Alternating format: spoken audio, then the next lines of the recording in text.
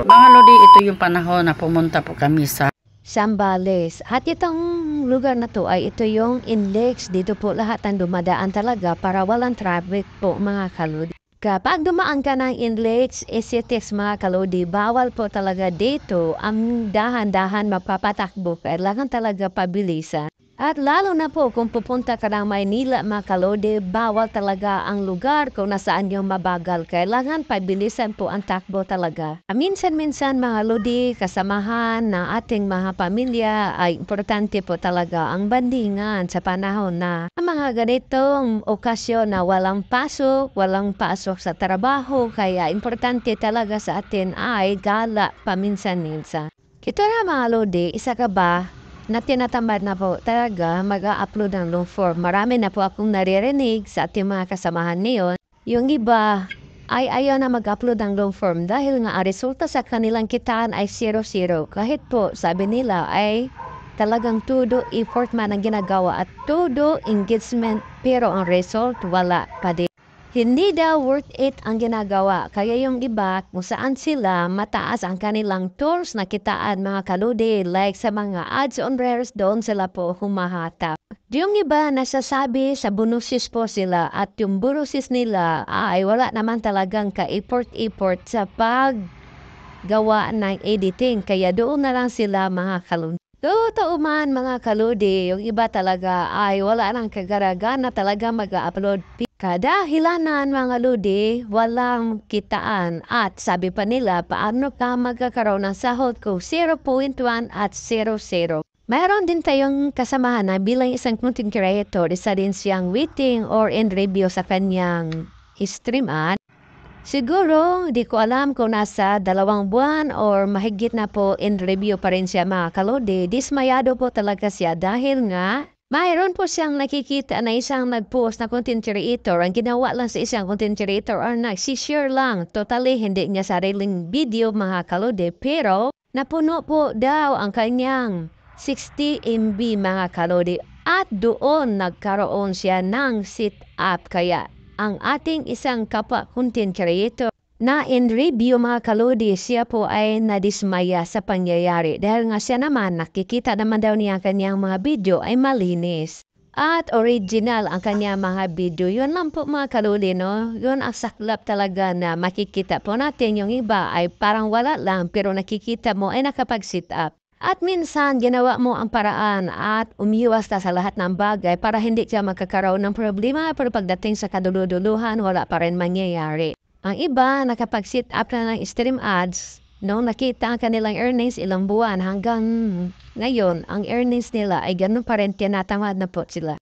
Mayroon namang ads, sabi nila, pero bakit walang kita ang kanilang stream ads mga kalod? Isa din ako mga lodi na napaghinaan talaga ng loob dahil sa kitaan. Nung itong linggo na to mga lodi, maliban ngayon dahil Lunes ito, mayroon po akong ina-upload mga lodi na nagkaroon ng 0-0. So hinayaan ko lang kinabukasan nag-upload na naman ko.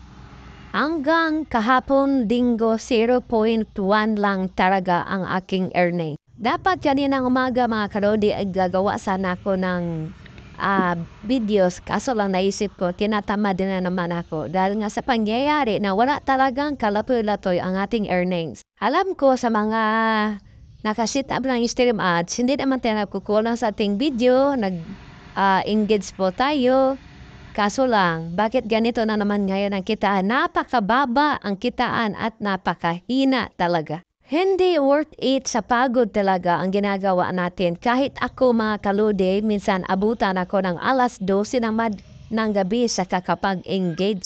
Hindi madaling mag-isip ng content para mayroon na po tayong i-upload mga kaludi. Pero ang kitaan talaga napakahina. At yung iba ngayon na wala ng gana, yung iba tumigil na sa pag-upload. At sabi pa ng iba mga kaludi, buti pa na lang daw ay magtrabaho sila. Sigurado pa sa isang araw, klaro pa ang kinikita. Base sa aking experience nung nakaraang linggo mga kalode, nung pumunta kami or naliligo kami sa Zambales, maganda ang kitaan doon. Umabot ng 0.8, 0.9, pinakamababa 0.5, 0.6 mga kalode. Pero kung titinan mo ang aking views, hindi man umabot ng 200 pero may earnings.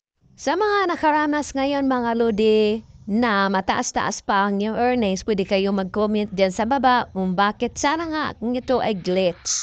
Ang iba ngayon, kumikita sa bonuses doon sa nag-focus at nagla-live sila dahil ang earnings sa pagla-live daw kahit personal ang gamit nila mga lodi, doon pumapasok sa kanilang kitaan sa bonuses mga kalodi. Iba-iba talaga ang pinagdadaanan na ating mga account. Kasi sa akin kapag nagla-live ko mga kalodi sa ating page ay hindi man talaga napunta ang aking earnings doon mismo sa aking bonuses. Masaklap at masakit talaga ang ating ginagawa dito.